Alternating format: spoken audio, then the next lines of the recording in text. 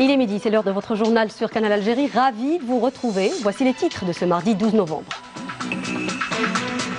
À J-5 du lancement de la campagne électorale, l'autorité nationale indépendante des élections multiplie ses gages de transparence. Une charte d'éthique de la campagne électorale devra être signée.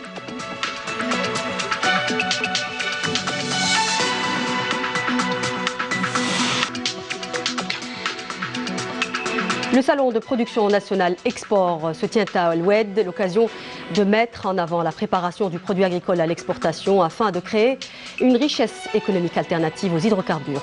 Sport football, dans ce journal, le sélectionneur national Jamel Belmadi a animé une conférence de presse dans laquelle il a évoqué longuement le match de jeudi prochain à Blida contre la Zambie pour le compte de la première journée de qualification. Et pour terminer avec ce phénomène astronomique rarissime, la plus petite planète du système solaire est passée entre la Terre et le Soleil hier, un phénomène qui était visible chez nous. Bienvenue à tous. À J-5 du lancement de la campagne électorale, l'autorité nationale indépendante des élections multiplie ses gages de transparence et de crédibilité. Une charte d'éthique de la campagne électorale devra être signée avant le lancement de celle-ci par les candidats à la prochaine élection présidentielle et les représentants des médias. C'est un sujet signé Nesrine Besaïdi. Empêcher les agissements susceptibles d'attenter à la régularité du scrutin et garantir l'égalité entre candidats, un objectif que l'autorité indépendante des élections a tracé à travers une charte d'éthique tripartite électorale qui devra être signée prochainement par l'ANI, les 5 candidats en lice, ainsi que les différents médias.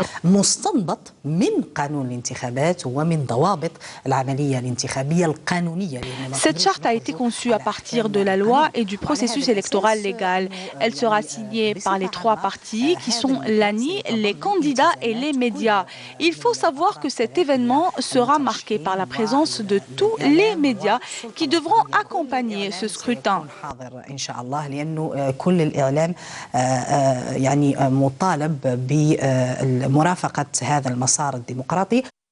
Cette charte prévoit les règles régissant le processus électoral. Elle constitue un engagement moral du candidat envers le peuple.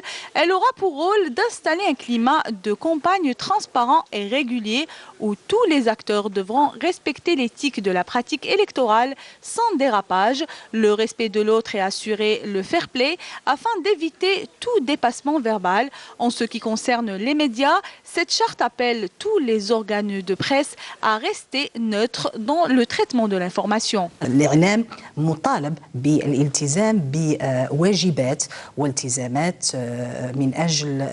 médias sont tenus de se plier à quelques règles pour la réussite de ce scrutin.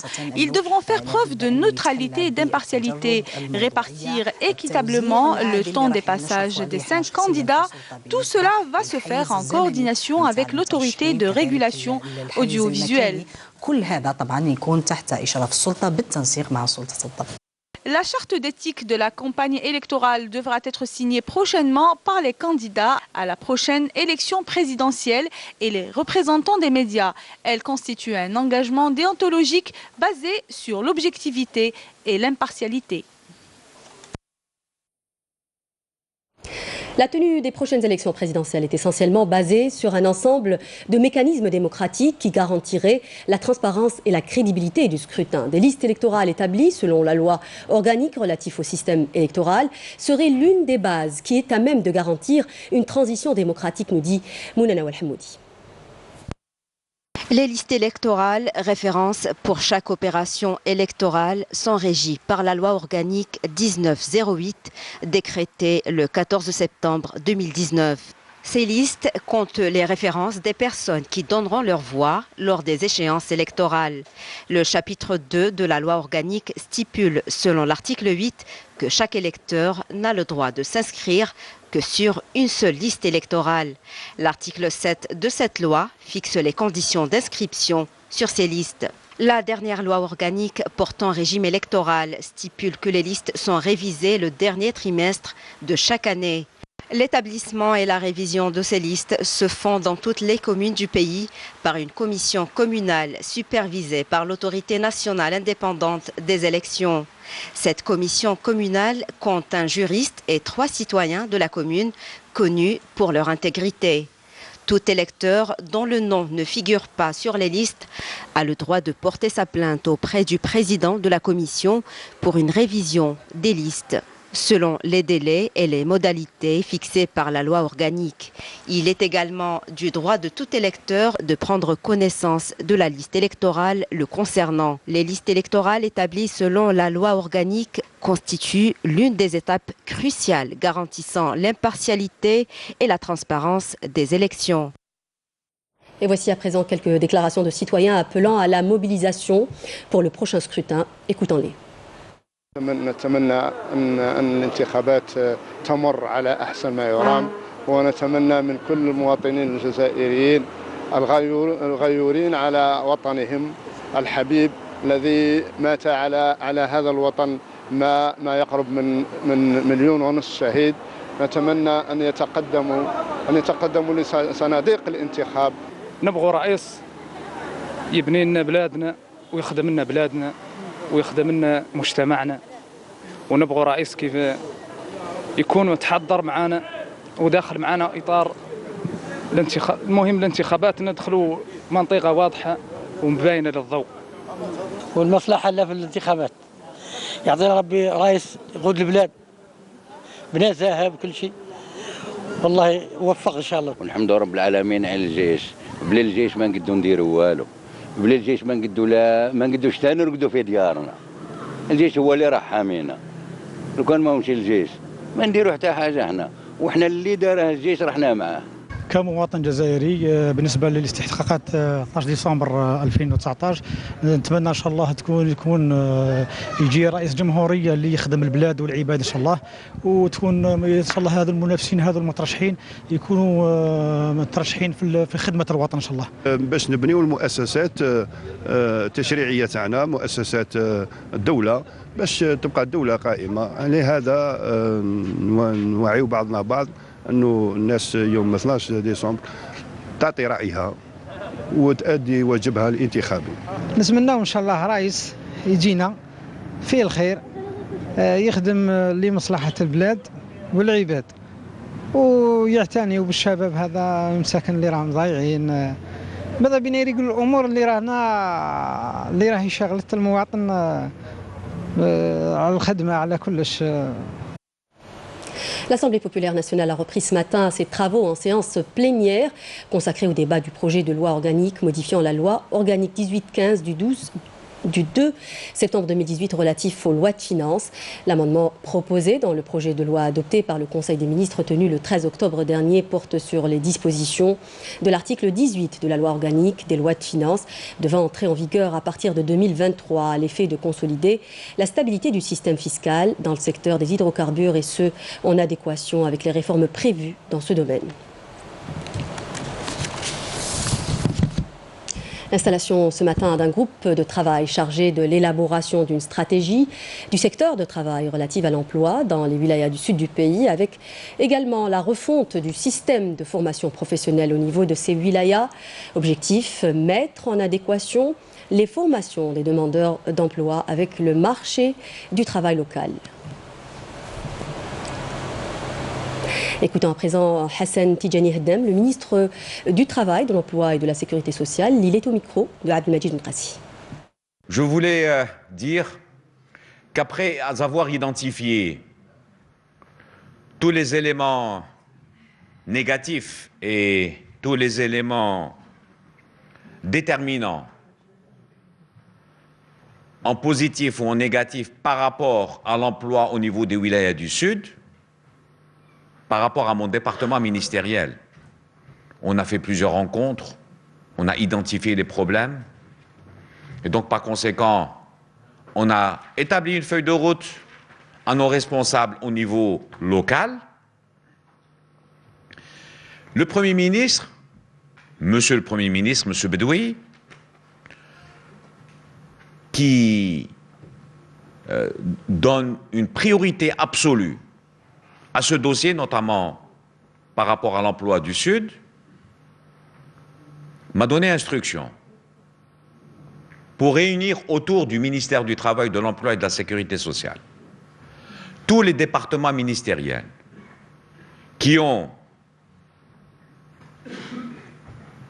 disons pas une responsabilité, mais qui ont un impact par rapport à ce dossier, de travailler ensemble, d'établir conjointement, dans le cadre de la solidarité gouvernementale, dans le cadre de l'action de Monsieur le Premier ministre, pour ce dossier, pour établir une carte, un plan de travail, un plan d'action. Et ce plan d'action sera finalisé dans les 10 jours qui suivent et on partira, Inch'Allah, ensemble, tout le gouvernement, pour enlever tous les facteurs limitants au développement de l'emploi du Sud. Inch'Allah, on arrivera à des résultats qui seront probants. Et le ministre de l'Éducation nationale, Abdelkader Belabed, prend part aux travaux de la 40e session de la conférence générale de l'UNESCO du 12 au 6 novembre à Paris, en France. Une conférence qui se tient sous le thème l'inclusion dans l'enseignement supérieur et son rôle central dans la réalisation du programme de développement durable.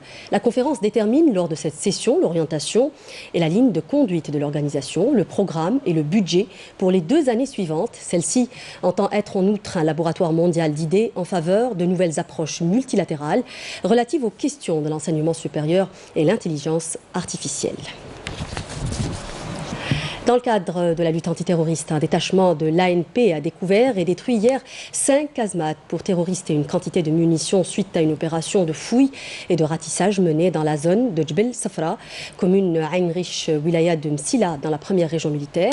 Dans le cadre de la lutte contre la contrebande et la criminalité organisée, des détachements de l'ANP ont intercepté à Tamanrasset et Borj Beji Mukhtar, à la 6e région militaire, 7 individus et saisi 2 véhicules tout-terrain, 3 morceaux de dynamite, 3 mètres de mèches de détonation, 2 groupes électrogènes, un marteau-piqueur et un détecteur de métaux. Par ailleurs, des éléments de la gendarmerie nationale ont appréhendé à Oumbouagui, à la 5e région militaire, et à Mostaganem, à la 2e région militaire, 4 personnes et saisi 2 fusils de chasse et 1000 cartouches pour fusils de chasse également.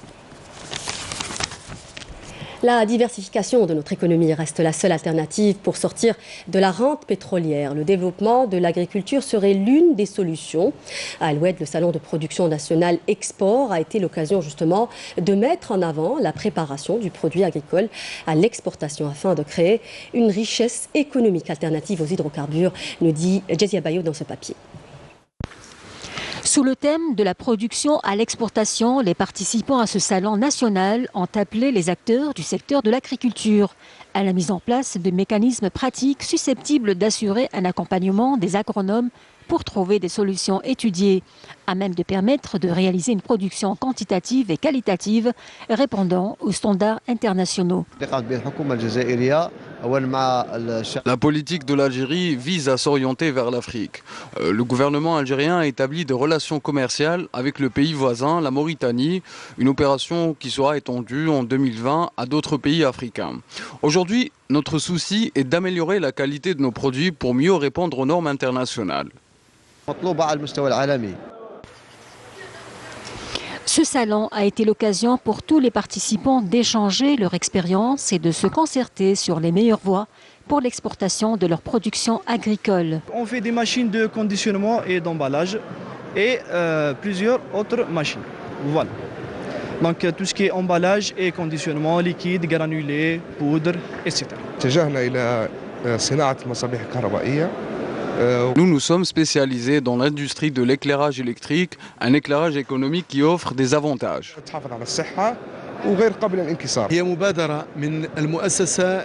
C'est une initiative qui est destinée à l'exportation des services vers le marché international et plus précisément africain. D'autant plus que l'entreprise Sonalga possède des potentialités énormes qui pourraient contribuer au développement en Afrique.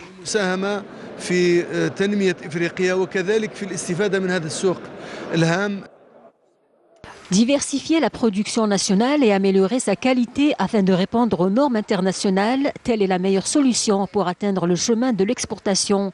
Un objectif qui permettra sans aucun doute de créer une richesse économique alternative aux hydrocarbures et contribuer au développement de l'économie nationale. Et le renforcement des actions de solidarité nationale, notamment la prise en charge des personnes aux besoins spécifiques, figure parmi les priorités du gouvernement. Désormais, le taux d'emploi de personnes aux besoins spécifiques passe à 3% au lieu de 1%, nous dit Samia Boualour. Ils souffrent d'handicap, mais ça ne représente nullement une entrave à leur parcours professionnel. Ils comptent s'affirmer et les pouvoirs publics les accompagnent. De 1%, leur taux d'intégration dans le monde d'emploi passe à 3%. Suite à la réunion du gouvernement qui s'est tenue le 11 septembre 2019, présidée par le Premier ministre, donc parmi les décisions prises dans cette réunion, l'augmentation du taux d'emploi des personnes handicapées du 1 à 3% au moins. Il s'agit de mettre en œuvre un dispositif opérationnel et multisectoriel en collaboration avec toutes les structures de l'État ainsi que la société civile. Des efforts ont été consentis dans ce sens pour le suivi et l'encadrement de l'application de ce dispositif, surtout que le taux actuel est inférieur à 1%. Et parmi les mesures prises aussi de cette réunion du Conseil de gouvernement, l'installation d'un dispositif spécial présidé par le ministre du Travail, dont le ministère de la Solidarité est membre dans cette commission. Donc la commission sera chargée, est chargée et sera chargée aussi du suivi de l'impact et évaluer les taux d'emploi des personnes handicapées à travers les administrations publiques et les organismes ou les entreprises économiques. Jawed est l'un des bénéficiaires de cette loi. Il est monteur. J'ai été recruté en septembre d'ailleurs par rapport à la loi 3%, les aides l'État les aide ça fait plaisir. C'est une famille pour moi. Ils m'ont aidé, ils m'ont demandé si j'ai besoin de quelque chose. Malgré aucune difficulté, alhamdoulilah. J'aimerais bien, j'ai des ambitions pour devenir un scénariste. Inch'Allah, peut-être réaliser ma propre série. Comme Jawed, il y en a des milliers. Ils n'attendent que leur chance au sein de la société. L'hiver s'installe et les BMS succèdent. Des vents forts, parfois en rafale, atteignant ou dépassant 90 km/h, souffleront aujourd'hui sur plusieurs wilayas de l'Est du pays, selon un bulletin météorologique spécial émis par l'Office national de météorologie. Les wilayas placés en vigilance orange, concernés par ce BMS, sont Sila, Betna, Khenchla et Biskra, et ce jusqu'à midi, alors que les wilayas de Djaya, Djidjel, Skikda, Annaba et Al-Tarf, la validité est en cours jusqu'à ce soir à 21h. Les vents seront de direction nord à nord-ouest, avec rafales atteignant ou dépassant 80 à 90 km/h, précise la même source. Et les détachements de l'armée nationale populaire ont précédé au désenclavement de plusieurs localités touchées par de fortes chutes de neige dans la wilaya de Sidi Bel Abbès, en prêtant aide et assistance aux citoyens au déneigement des routes et pistes bloquées.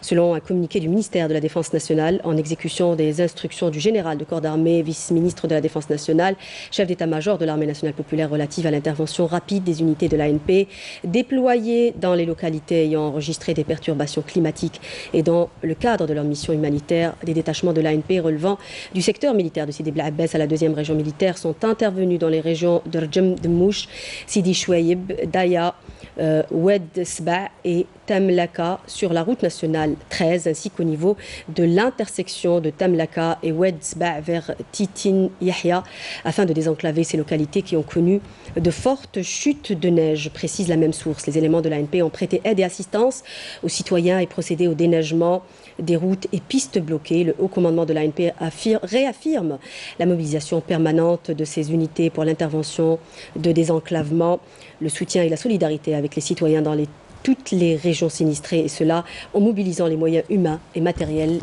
nécessaires.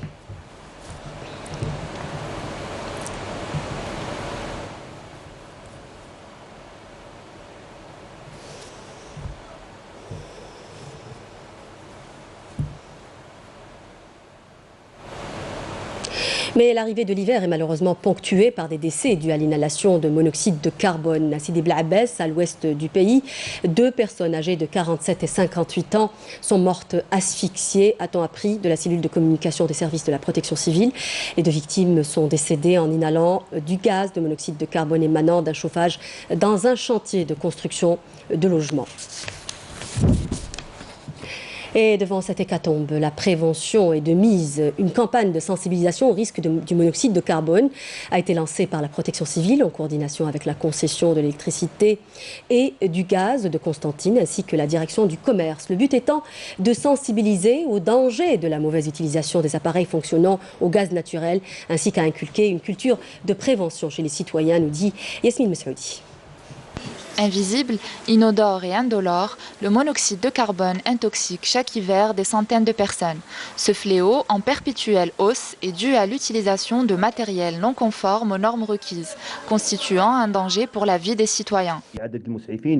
On a constaté une hausse du nombre de victimes cette année. On est venu au secours de 187 personnes, dont des femmes et des enfants. Le nombre de décès dus à l'asphyxie a augmenté de 43%. Une campagne de sensibilisation a été lancée en coordination avec la Société nationale de l'électricité et du gaz de Constantine. Son objectif, informer et sensibiliser sur les dangers de la mauvaise utilisation des appareils fonctionnant au gaz naturel, mais aussi inculquer une culture de prévention chez les citoyens. Il y a un laisser-aller. Les citoyens sont conscients de la nécessité de procéder à la maintenance des appareils de chauffage, mais malheureusement ne le font pas. Mon premier conseil, c'est le nettoyage des conduites collectives. L'achat d'un appareil de chauffage doit se faire sous garantie. C'est le gage de la conformité de celui-ci. On l'appelle le tueur silencieux. Le monoxyde de carbone est devenu une menace réelle. La vigilance demeure de mise. Sport football avec la conférence de presse du sélectionneur national Djamel Belmadi au Centre technique national de Sidi Moussa à Alger. Un rendez-vous avec la presse qui constitue une occasion pour le coach algérien de parler du match de jeudi prochain à Blida contre la Zambie pour le compte de la première journée des qualifications. Une équipe zambienne qui nous a souvent mis en difficulté, comme le dit le coach national. Écoutons-le. Pas seulement sur le papier, la Zambie. C'est surtout par rapport aux dernières rencontres qu'on a pu avoir contre eux en éliminatoire de qualification de Coupe du Monde. Donc en 2017, 2018, 2 matchs de victoire de la Zambie. Donc si là on n'est pas averti, qu'est-ce qu'on peut faire d'autre? C'est une équipe qui déjà qui nous a fait mal. C'est une équipe qui nous a pris les 6 points qu'il y avait sur la table sur les doubles confrontations.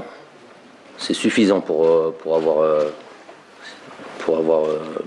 une idée de motivation, largement suffisant. Mais le plus important, évidemment, c'est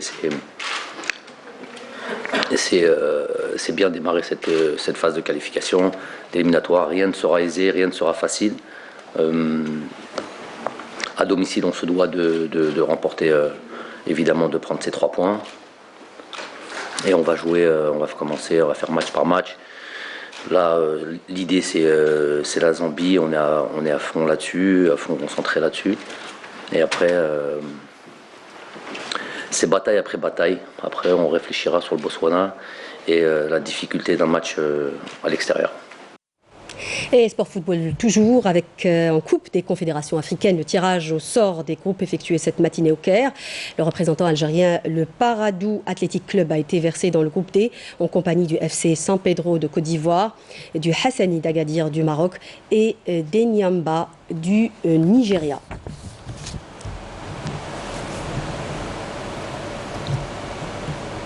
Et nous lisons en titre, la plus petite planète du système solaire est passée entre la Terre et le Soleil. Un phénomène rare qui a été visible à partir de plusieurs parties du monde, dont l'Algérie. Mercure était visible comme un point noir traversant le disque solaire. Mais attention, pour observer ce phénomène, de simples lunettes à éclipse n'ont pas suffi. Il a fallu disposer d'un télescope muni d'un filtre solaire, nous dit Myriam Damis. Regardez. Le Centre de recherche en astronomie, astrophysique et géophysique de Tipaza a suivi le passage de la planète Mercure devant le Soleil. C'est un phénomène astronomique très rare, au cours duquel cet astre est apparu pas plus gros qu'une petite bille noire. Nous travaillons en collaboration avec l'Office national de la culture et de l'information et nous sommes venus aujourd'hui au centre Abdelwahab Salim pour suivre cet événement et expliquer aux citoyens le phénomène astronomique.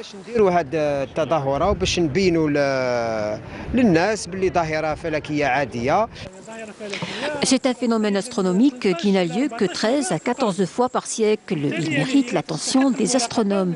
On a signé une convention de partenariat entre le CRAG et l'ONCI concernant un petit peu la vulgarisation disons des aspects scientifiques vers le large public. Les passionnés d'astronomie n'ont pas manqué l'occasion d'observer le phénomène. Nous avons eu la chance de voir le passage de Mercure, même si la météo n'était pas favorable. Le passage de Mercure devant le Soleil est d'une durée de 5 heures. Cet événement extrêmement rare n'aura pas lieu avant 2032.